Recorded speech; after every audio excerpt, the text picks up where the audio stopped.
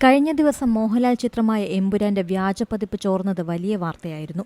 Telegram ഗ്രൂപ്പുകളിലും വിവിധ വെബ്സൈറ്റുകളിലുമാണ് വ്യാജപതിപ്പ് പ്രചരിക്കുന്നതെന്നാണ് ദേശീയ മാധ്യമങ്ങൾ റിപ്പോർട്ട് ചെയ്തത്.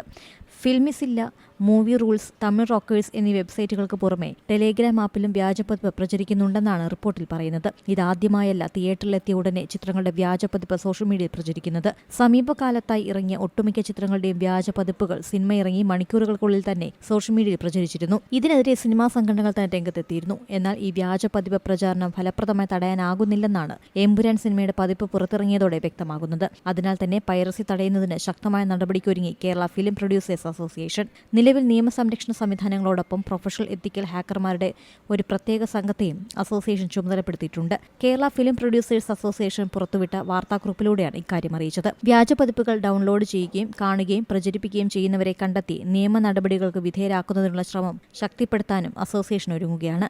വ്യാജ ചലച്ചിത്ര പതിപ്പുകൾ കാണുന്നതും പങ്കിടുന്നതും സൈബർ കുറ്റകൃത്യവും കോപ്പിറൈറ്റ് ലംഘനവുമാണെന്നും അതിനാൽ ഇത്തരം പ്രവർത്തികളിൽ ഏർപ്പെടുന്നവർക്ക് ജയിൽ ശിക്ഷ അടക്കമുള്ള കർശനമായ നിയമ നടപടികൾ നേരിടേണ്ടി വരുമെന്നും അസോസിയേഷൻ മുന്നറിയിപ്പ് നൽകുന്നു. പ്രേക്ഷകർ, സാങ്കേതിക വിദഗ്ധർ, തിയേറ്റർ ഉടമകൾ, സൈബർ സെൽ, മറ്റ് അന്വേഷണ ഏജൻസികൾ എന്നിവർക്കൊപ്പം സഹകരിച്ച് സിനിമാ വ്യവസായത്തെ സംരക്ഷിക്കാനാണ് ഈ പുതിയ നടപടിയെന്നും വാർത്താക്കുറിപ്പിൽ പറയുന്നു.